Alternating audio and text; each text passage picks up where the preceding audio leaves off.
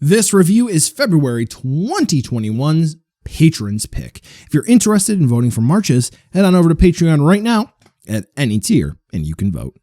Dragon Ball, horror, kaiju, and more. Steven's Toy Reviews. Hello there, collectors. It is Steven here, and welcome to another Monster Hunter review, where today we are going to be taking a look at the Revoltech Yamaguchi Azure Rathalos. So this is actually going to be what is known as a Revoltech Power Shop exclusive. It's going to be Rathalos EX something or the other. To be honest, what is a Revoltech Power Shop? Don't know, because this was sold at Ami, and actually I think that was it for import. I don't remember any other stores getting it. Yeah, this came out back in, I think it was 2013, which is relatively old by now. So folks are wondering, with the Monster Arts Rathalos coming out and this one actually coming down in price, is this one worth considering? Is it any good? Well, let's take a look to see whether or not Azurelos here is worth adding into your collection, especially since it represents an older version of Rathalos.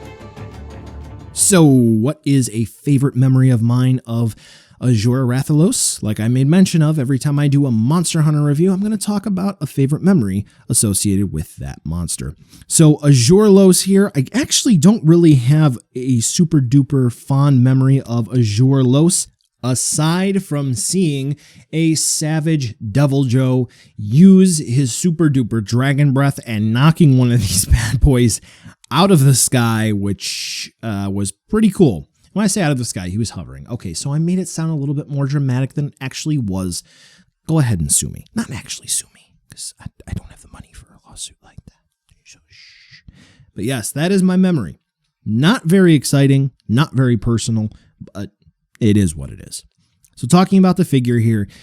So this came out back at a time when, we were kind of in a drought from Monster Hunter figures, and this was the first real monster action figure from the franchise. We had a couple of other things here and there. We had a couple of statues, which, yeah, those are okay, but we didn't really have any action figures. So this was the first real attempt at a Rathalos action figure. So how was the sculpt? How was the paint? How did it look? Well, let's go ahead and take a closer look. And I do have to say, generally speaking, for the time, this was really impressive.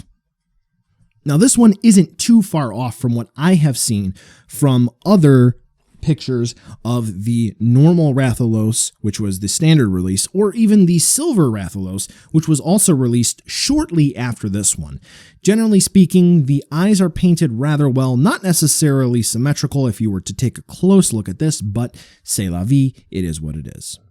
What I will say is really cool about this one, though, is the head is the beginning of what really works for Rathalos here. We do have rather nice paint application in the head when everything is really, I would say, masked off here. There's no real blending from one area to the next. It's just all nice and uniformed, which it does look very good. It is presented very cleanly.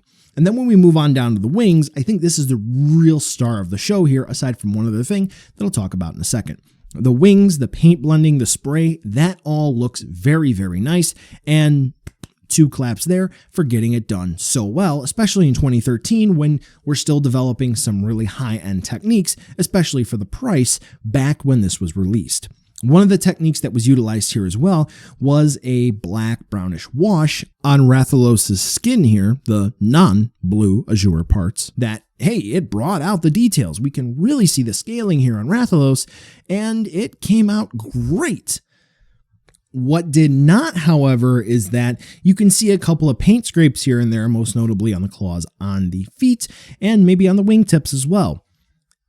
Don't know specifically why. I have put this in the box and have taken it out over the years, and I was given protective plastic, a nice little sheet, to cover Rathalos, so this way there was no scrapage from the tray. I used that. So very, very sensitive plastic. So yes, Rathalos does look good, but do take note that the paint can be very sensitive, which isn't all that great. Okay, so Rathalos, his articulation, what do we have here? Well, it's a Revoltech. So the whole thing is on Revoltech joints, except for the toes on the front half of the foot, which are going to be just on straightforward hinge joints. They don't swivel, or if they do, they don't for me. Everything else, the tongue is going to be on a hinge as well. Everything else, Revoltech joints. So what do we have? Mouth opens and closes on a Revoltech joint, and a Revoltech joint is going to be a ratcheting joint, as you can hear, which is on a hinge. And then, I'll show you, we have a swivel, where the sculpt parts plug in. So that's very nice, for the most part. So the jaw is on a Revoltech joint. We can twist it and turn it. And then the tongue, like I said, is on a hinge. And then it plugs into the mouth, so it swivels as well. So very good. The head plugs into the neck on a Revoltech joint, so we can twist it and turn it a little bit, which is very good. The neck plugs in on a Revoltech joint, and then these little tufts here as well, those are attached on rubber to the neck, so do be careful that you are not going to break that in any way, shape, or form. The wings. These are made of rubbery material with, I don't know if this is bendy wire or whatever this specifically may be, but it's in the wings and they are attached into the body. I don't know exactly how they are attached, but at the shoulder here, the connecting joint for the wing, there is a Revoltech joint, but I've never been able to get those to move. However, the middle joint here, these move just fine, and that's going to be the bulk of the movement. So you can get Los to have his wings up like that. No real issues there. So very good. This joint here, you can get it to click, but I mostly just get swivels out of it. So it's pretty good. Nothing really to write home about. The wing movement is nice. I don't really like to push this thing hard at all because I'm afraid of tearing this. It does feel very flimsy. No articulation in the main body. It is what it is. Hips are going to use Revoltech joints, which move rather nicely, so that's good. The knees, Revoltech joints with dedicated sculpt there, so this way we can really push the leg back like that. This portion of the leg, the shin calf area, Revoltech joint, and twist and turn. And then this dew claw, I guess, uses a Revoltech joint as well. Tail, we have a Revoltech joint at the base where it plugs into the body, at the midpoint, and then at the bulk tail tip here.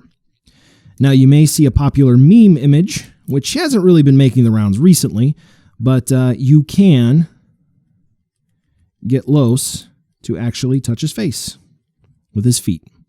So if you really know how to work your joints, you basically get everything that you need here. It's pretty good. Nothing really over the top. The wings could be a bit better, but generally speaking, the Revoltech Rathalos moves just fine enough and actually moves relatively well for something that came out of 2013. Cool. Holds up well today. Time to take a look at the accessories, and generally speaking, the fireball's a little wimpy, but hey, let's go ahead and talk about them. So we get a support stand, we get a fireball effect, we get a severed tail effect, and we get an Azure Rathalos Hunter, which is actually going to be a repaint of the normal Hunter, so not correct armor, but it is what it is. I'm going to go ahead and talk about the stand right away. It's garbage. It's not a matter of over the years there's been a crack that has caused the Revoltech joints to loosen up and it doesn't support Rathalos. From day one, this stand has just flat out not supported Los. Don't use it. You can see it pinwheeling here. Get rid of it. Get a Tamashii stand. You're good to go. I got videos to help you out there. The Rathalos Hunter that we get, again, is just going to be a repaint of the normal one. So not quite accurate Rathalos armor. The Azure and the normal one, they do look different, though I guess it depends on the rank. But still, I'm going to stick to my guns on that one. But hey, it's a nice blue Hunter. Cool. Now, what can you do with that Hunter? Well, as you may know in the games, you can sever body parts, including the tail, which we do get here for Rathalos. It's pretty simple regarding the severed tail. A couple white bits of paint to resemble the bone, and we get some dark red to resemble the meaty bits inside Rathalos' tail. Cool. Can't really ask for too much more. It works, and we do get the severed tail part that comes off of Rathalos, so this way if you want to display that on your shelf, you can go ahead and do that. Now Rathalos' fireball part, it works. It's nothing overly impressive. What we have to do is remove the tongue, and then we just pop the fireball effect in, and we are good to go. a real simple paint application. It starts with a little bit of yellow and orange, it keeps going, and then it ends with the white. Neato. It also has a little bit of a swivel movement there if you needed that. So all in all, in terms of accessories, Rathalos here comes with basically everything you're going to need. Again, toss the normal Revoltech stand, though I would say keep it. Resale. You may sell your figures one day, you never know. Oh, and then also it does come with a little orange Revoltech box, which isn't really an accessory because nothing really fits in there. Yeah. If you need more effect parts, you need stands, you know I got videos to help you out. Check out the cards popping up in the top right-hand corner of the screen. Now let's go ahead and move on over to a size comparison where Revoltechs generally run on the smaller side, not necessarily so much these days in the year 2021, but back then, yeah, they were relatively small. So this guy is not very big. Yeah. I guess saves shelf space. So buy now, skip, or wait for a deal. Back at release, yen to USD, vice versa conversion was not very good. So this was actually rather expensive. I think I paid about $70 for mine, shipped RSAL. And that was back around when RSAL was a thing. Like, that was new. Now, aftermarket, it kind of shot up to about 100, 150. Then the Monster Arts Rathalos came out, and you can find these at Mandarake for anywhere between 4,000 to 6,000 yen.